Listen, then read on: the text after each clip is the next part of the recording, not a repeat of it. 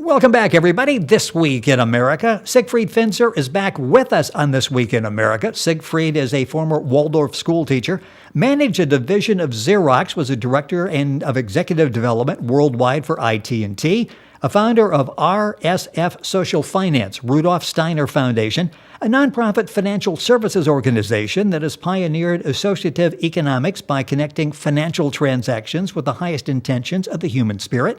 He's a consultant, frequent lecturer, a BA from Rutgers, MA from New York University, an author. Siegfried has written children's books, plays, and books about money and destiny.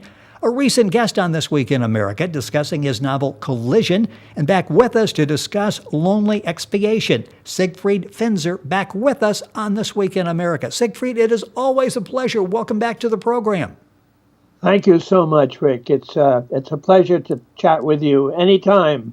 It is always fun, and we had a great time discussing Collision. I was so anxious to get the book, Lonely Expiation, and I have to start off with that because you told me about the title, and I thought I was misunderstanding. Explain expiation, what that means. Well, it's an unusual word. I often ask people, do you know what it means? And almost everybody tells me, no, they don't. And it has. I have my own meaning for it, which is basically to make atonement, to make amends for something. But there is a very old one. I have it right here. It's the sacrifice of expiation is that which tendeth to appease the wrath of God. Interesting. And I like that one too. Yeah, they both do an adequate job of explaining, and I'm glad I wasn't the only one you asked that stumbled with the definition, not able to tell you what it is. The book is Lonely Expiation. FinserPublications.com is a direct website. It, of course, is available at Amazon.com, Barnes & Noble, and BookVenture/bookstore.com. You can link on to all of those by going to our website, This Week in America. I mentioned before Yes, sir. I have to add that I went mostly by the sound of it. Do you?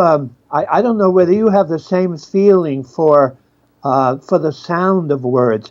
Expiation has a certain kind of oomph to it that I like, and but words have a lot of mystery in them. You know, a lot of wisdom in them. You take a word like insight, which I use in the book as well, but if you can actually, we all know in a way what it is. But there's a kind of understanding that our normal sight leads to knowledge, but insight leads to wisdom. And, you know, there's a lot in every word that we use. Yeah, it's interesting when you mention the word expiation, and I'm looking at it. I'm looking at the book cover and seeing that. Even though I initially didn't know what it meant, I like that word. It's got a nice flow to it.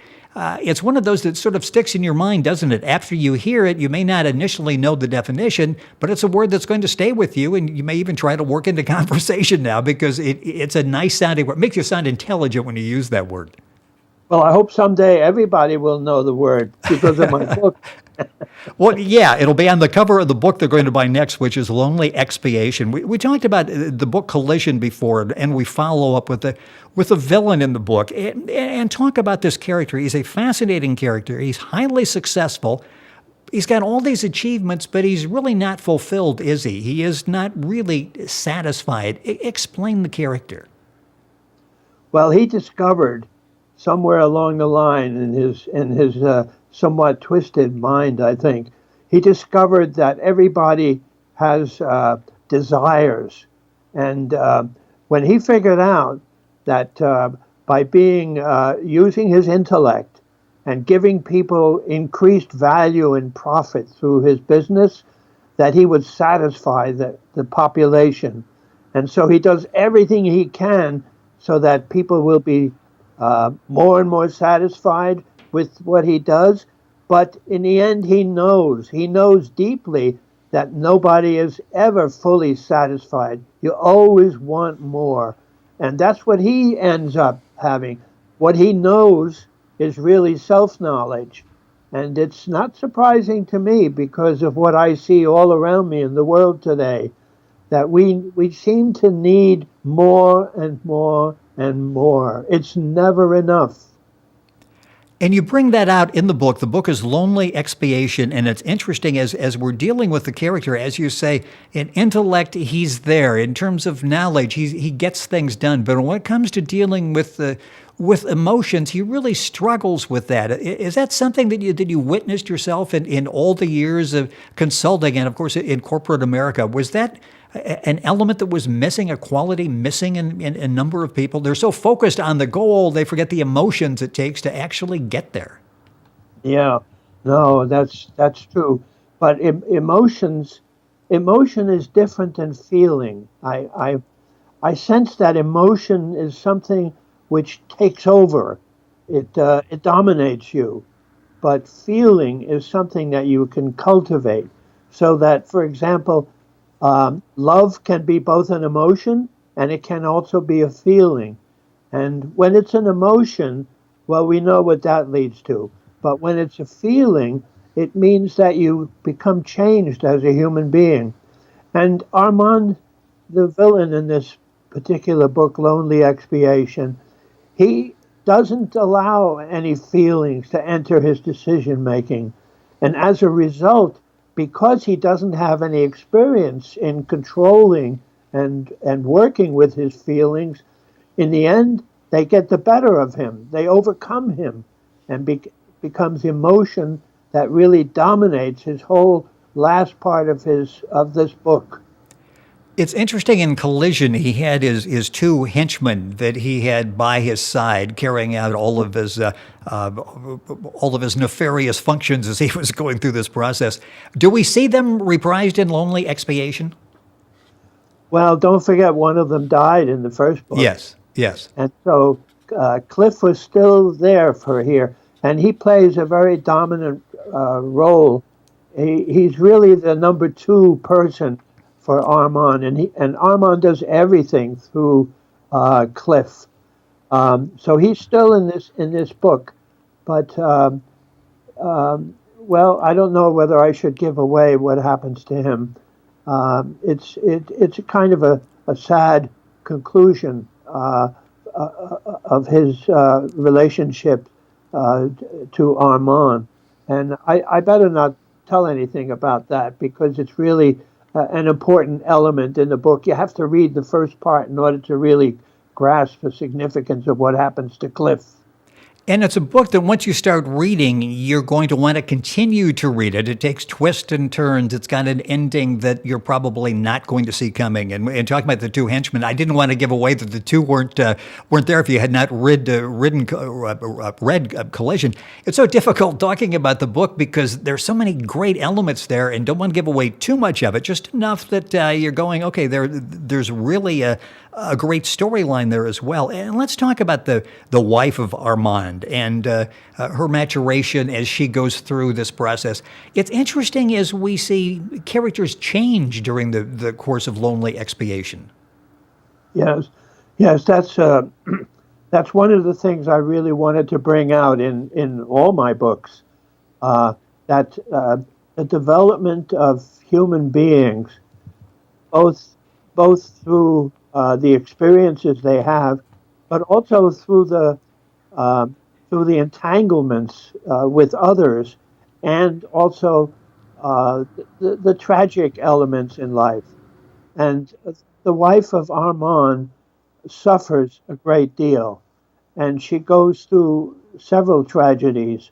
And as a result of that, and I think this is true of life, as a result of that suffering, she seems to mature from being a headstrong, incredibly vivacious and challenging young woman to a more mature and understanding and wisdom-filled person in the course of the book.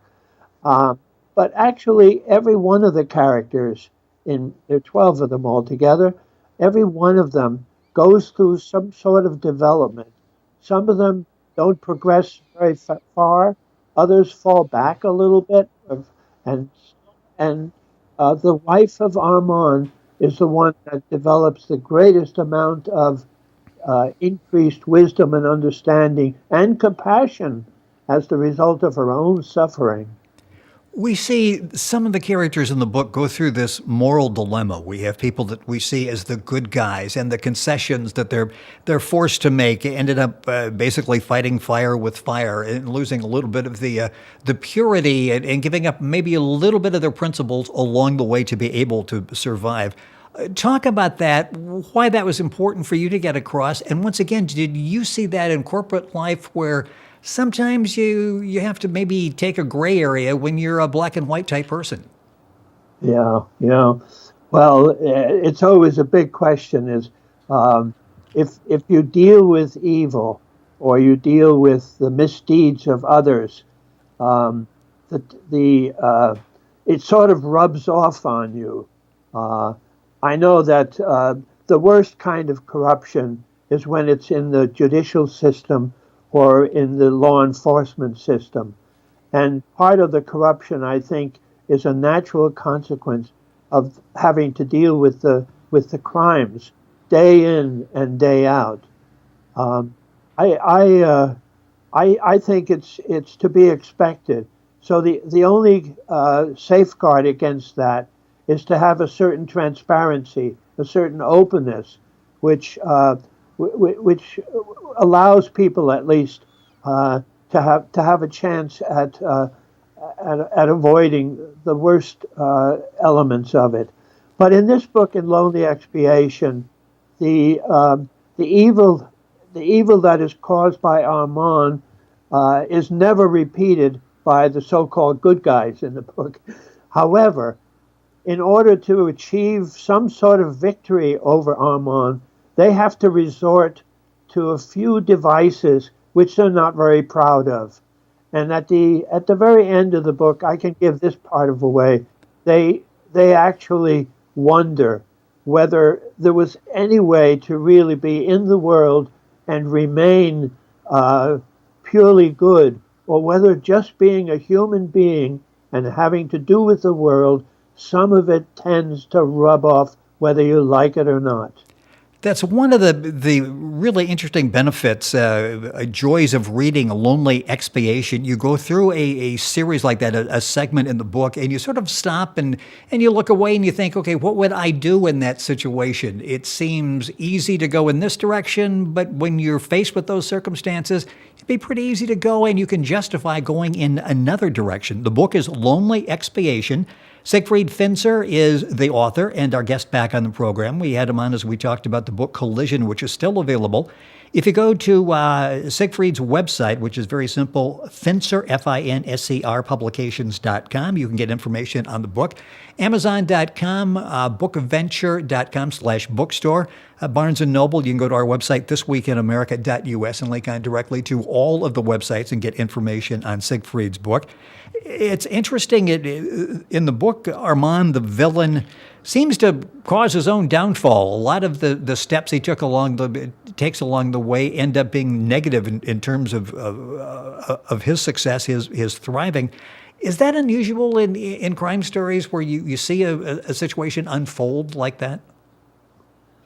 I don't know. I see it in a lot of Sherlock Holmes, for example. Yes. There's I maybe it has to do with something which we could call conscience, or maybe there's something in every human being that just which wants to sort of counter or make amends, or want. I think that's why expiation is really good for part of the title of this book, because there's something in Armand that that causes him to bring about his own downfall, and I believe it's probably at the root of almost every crime solving that occurs, that the villain finds a way to undo their own deed in the course of time and bring about their own punishment. Why else would so many criminals return to the scene of their crime?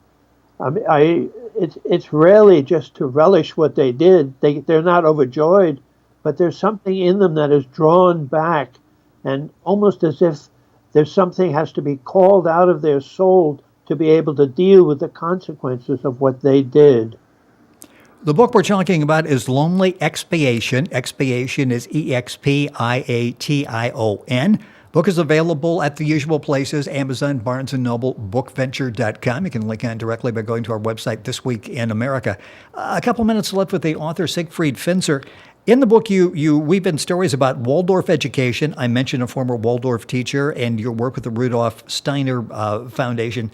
Let's talk about that a little bit. Working it in, and these are maybe terms that people are not all that familiar with. And I love, because we talked about Waldorf last time, where the one character in the book is talking about how much his daughter loves going to school because of the Waldorf education. Let's talk about that first of all. Exactly what is Waldorf?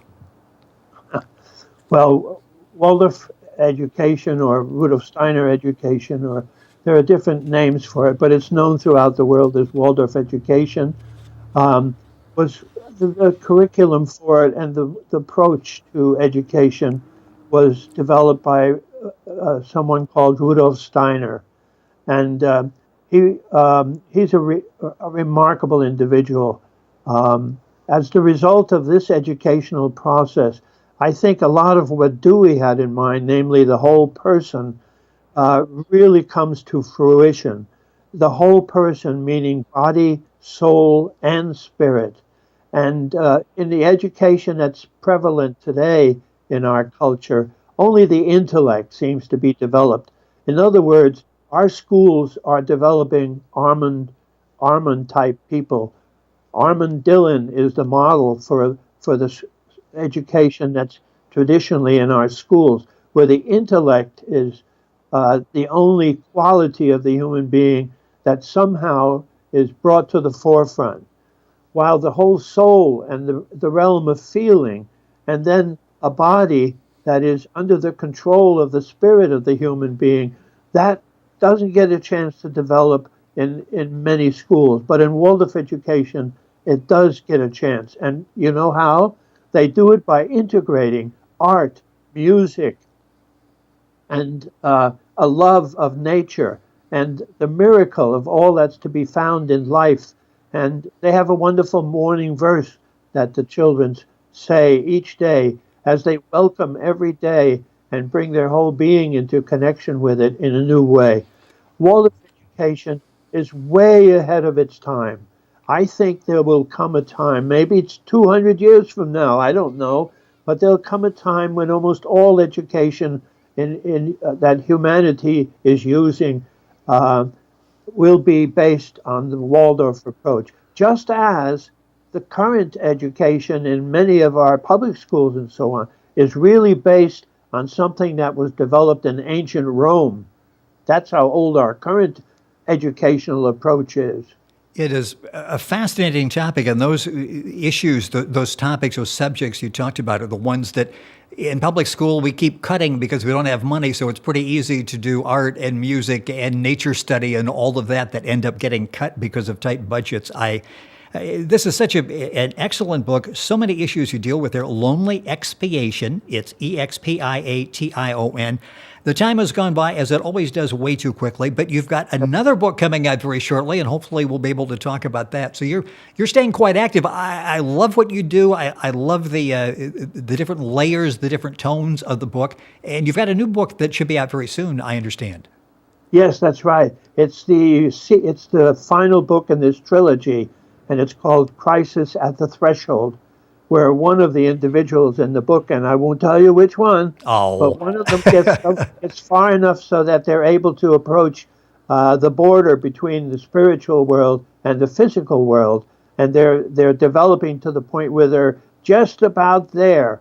And I'm only 85 years old, so I have to keep doing something, to make the world and the universe allow me to continue living a little longer. Well, and you're doing that, and that's why you're a very, very young 85, because you keep thinking and writing and entertaining all of us with your thinking and your writings.